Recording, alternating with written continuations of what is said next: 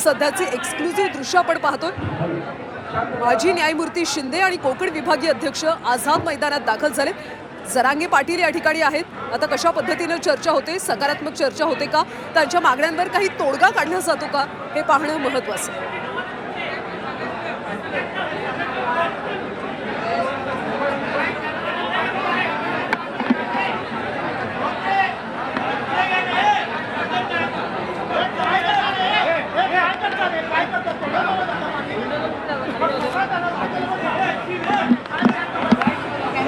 मराठा आरक्षण उपसमितीची बैठक काही वेळापूर्वी झाली होती आणि ही बैठक सकारात्मक झाली असं म्हणणं होतं।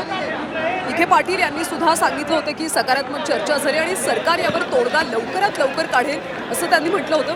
आणि आता हे शिष्टमंडळ चर्चेसाठी दाखल झाल्याचं आपण पाहतो। मनोज जरांगे यांच्या मागण्यांबाबत आता नेमका काय तोडगा निघतो हे पाहणं महत्त्वाचं आहे।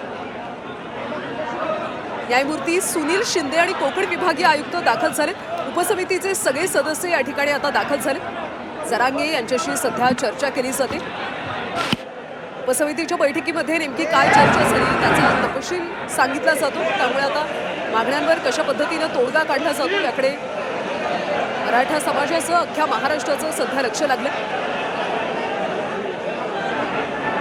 न्यायमूर्ती शिंदे आणि जरांगे यांच्यामध्ये सध्या चर्चा सुरू असल्याचं आपण पाहतो। एक्सक्लुझिव्ह दृश्य सध्या आहेत।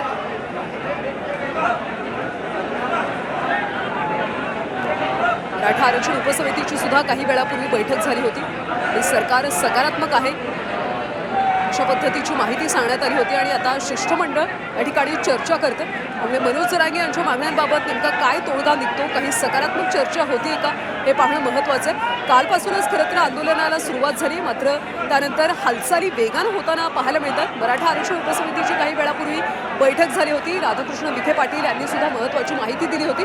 सरकार आरक्षणाबाबत सकारात्मक आहे।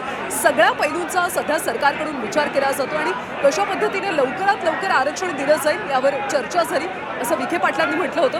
आणि त्यानंतर आता हे शिष्टमंडळ जरांगे यांच्यासोबत चर्चा करते। माजी न्यायमूर्ती शिंदे सध्या जरांगेंसोबत चर्चा करतात। एक्सक्लुझिव्ह दृश्य सध्या आझाद मैदानातून आपण पाहतो।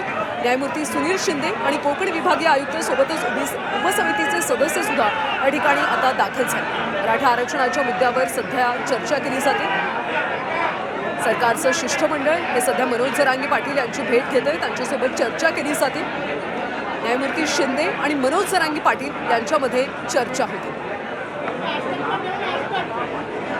उपसमितीच्या बैठकीमध्ये नेमक्या कोणकोणत्या मुद्द्यांवर चर्चा झाली, सरकार नेमका कशा पद्धतीने विचार करते या सगळ्याची माहिती सध्या न्यायमूर्ती शिंदे आणि मनोज जरांगे पाटील यांना देतात। आज आंदोलनाचा दुसराच दिवस आहे, मात्र सरकारकडून सुद्धा हालचालींना एक प्रकारे वेग आल्याचं पाहायला मिळतं। या पद्धतीने मनोज जरांगे पाटील वारंवार सांगतायत की फडणवीस सरकारसाठी ही एक चांगली संधी आहे। फडणवीस सरकारने लवकरात लवकर आमच्या मागण्या मान्य कराव्यात, आम्हाला आरक्षण द्यावं असं त्यांचं म्हणणं आहे। या संधीचं त्यांनी सोनं करून घ्यावं असं सुद्धा जरांगे यांच्याकडून वारंवार सांगितलं जातं। सरकारकडून सुद्धा हालचालींना वेग आल्याचं पाहायला मिळतं। उपसमितीची काही वेळापूर्वीच बैठक झाली होती। या बैठकीमध्ये सुद्धा सकारात्मक चर्चा झाली अशी माहिती विखे पाटील यांनी दिली होती आणि त्यानंतर आता शिष्टमंडळ सुद्धा जरांगे यांच्यासोबत चर्चा करतं। न्यायमूर्ती सुनील शिंदे, कोकण विभागीय आयुक्त आणि उपसमितीचे अनेक सदस्य सुद्धा आझाद मैदानात सध्या दाखल झाले। मनोज जरांगे पाटील यांच्याशी चर्चा केली जाते, सविस्तर अशी चर्चा केली जाते। उपसमितीच्या बैठकीत नेमकं काय काय झालं याची कदाचित माहिती दिली जाते। सरकार कशा पद्धतीने आरक्षणाचा विचार करते, नेमकं आरक्षणासाठी सरकारकडून काय काय हालचाली केल्या जातात याची माहिती सध्या दिली जाते। त्यामुळे या बैठकीकडे आता सगळ्यांचं लक्ष लागलंय। याच्यातून काही सकारात्मक तोडगा निघतो का हे पाहणं आता अतिशय महत्त्वाचं आहे।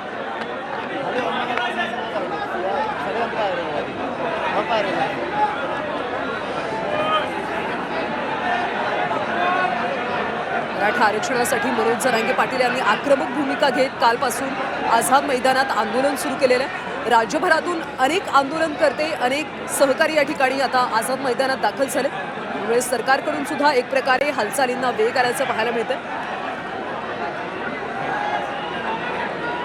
अनेक तज्ज्ञांची मतं सुद्धा विचारात घेतली जातात। मराठा आरक्षणाला नेमक्या कशा पद्धतीने आरक्षण दिलं पाहिजे याबद्दल विचार विनिमय केले जाते।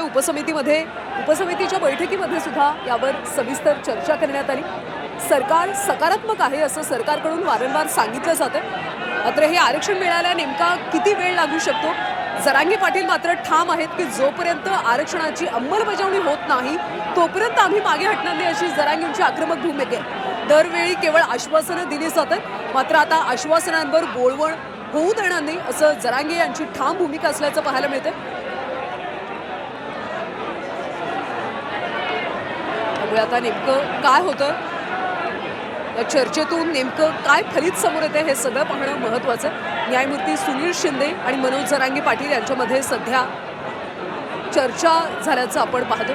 माजी न्यायमूर्ती सुनील शिंदे कोकण विभागीय आयुक्त आणि उपसमितीचे सदस्य या ठिकाणी दाखल झाले. मनोज जरांगे पाटील यांच्याशी सध्या चर्चा केली जाते. चर्चेतून नेमकं पुढे काय होतं हे पाहणं महत्त्वाचं आहे, कारण शरद पवार यांनी सुद्धा म्हटलं होतं की आरक्षणाचा प्रश्न सुटू शकतो असं एक प्रकारचं विधान शरद पवार यांनी केलं होतं. त्यामुळे आता विरोधी पक्षाचा सुद्धा जरांगे पाटील यांना एक प्रकारे पाठिंबा मिळताना पाहायला मिळतो. फडणवीस सरकार आता कशा पद्धतीनं हालचाली करतं, तातडीने काही निर्णय घेतले जातात का हे पाहणं अतिशय महत्त्वाचं आहे. मराठा समाजाला आरक्षण मिळावं यासाठी कालपासून आझाद मैदानात मनोज जरांगे पाटील यांचं आंदोलन सुरू आहे. यासाठी लाखो मराठा खरं तर मुंबईमध्ये दाखल झाल्याचं आपण पाहतो. त्यांच्या आंदोलनाचा आज दुसरा दिवस आहे.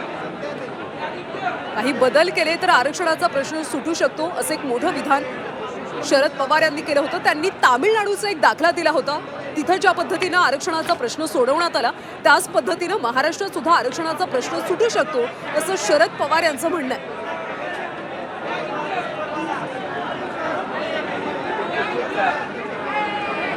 त्यामुळे या सगळ्याकडे आता अख्ख्या महाराष्ट्राचं लक्ष लागलेलं आहे. सध्या माजी न्यायमूर्ती सुनील शिंदे कोकण विभागीय आयुक्त आणि उपसमितीचे सदस्य हे आझाद मैदानात दाखल झाले. मनोज जरांगे पाटील यांच्याशी चर्चा केली जाते.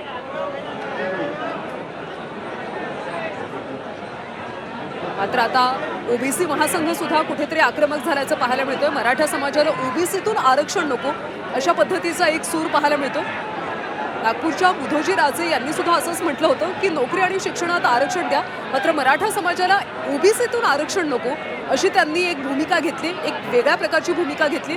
त्यामुळे या सगळ्याचा नेमका परिणाम काय होतो? जर मराठा समाजाला ओबीसीतून आरक्षण दिलं तर ओबीसी समाज आक्रमक होईल का? कारण त्यांनी सुद्धा आता साखळी आंदोलन सुरू केलेलं आहे.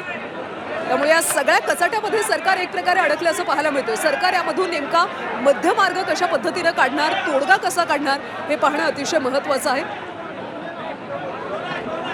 काही न्यायालयीन प्रक्रिया सुद्धा असतात, त्या कचाट्यात सरकार अडकू शकेल का? आरक्षण त्या कचाट्यात अडकू शकेल का हे पाहणं अतिशय महत्त्वाचं आहे. सध्या मनोज जरांगे पाटील यांच्याशी चर्चा केली जाते. अशा पद्धतीनं कुणबी प्रमाणपत्र दिलं जात आहे. मराठवाड्यामध्ये किती कुणबी नोंदी मिळाल्या या सगळ्याचा सविस्तर आराखडा तयार करण्यात आलेला आहे आणि हा आढावा सध्या जरांगे पाटलांना सांगितला जातो.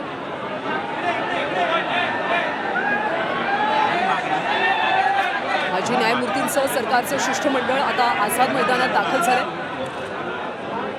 जरांगे पाटील यांच्याशी सविस्तर चर्चा केली जाते. उपसमितीच्या बैठकीमध्ये नेमकं काय झालं, कुणाला नेमक्या कुणबी नोंदीमध्ये मराठा नोंदी आहेत आणि मराठवाड्यामध्ये अशा पद्धतीची किती प्रमाणपत्र देण्यात आली आहेत याची माहिती सध्या मनोज जरांगे पाटलांना दिली जाते. त्यामुळे यावर आता मनोज जरांगे पाटील पुढची भूमिका नेमकी काय घेतात? सरकारनं सुद्धा एक प्रकारे हालचालींना वेग दिल्याचं पाहायला मिळतं. त्याच्यातून आज संध्याकाळपर्यंत काही तोडगा निघेल का हे पाहणं अतिशय महत्त्वाचं आहे.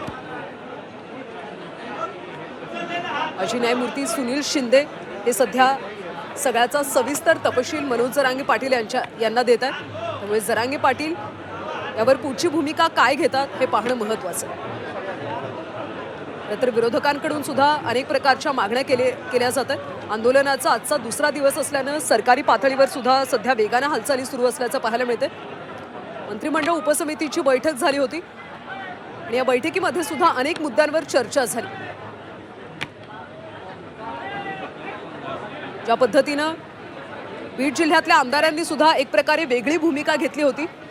ज्यांच्याकडे सातबारा आहे त्यांना कुणबी म्हणून ग्राह्य धरा अशी मागणी सुद्धा काही लोकांकडून केली जाते. त्यामुळे या सगळ्या मागण्यांचा सरकारनं कशा पद्धतीने विचार केला, कशा पद्धतीने चर्चा झाली हे पाहणं आता महत्त्वाचं आहे. की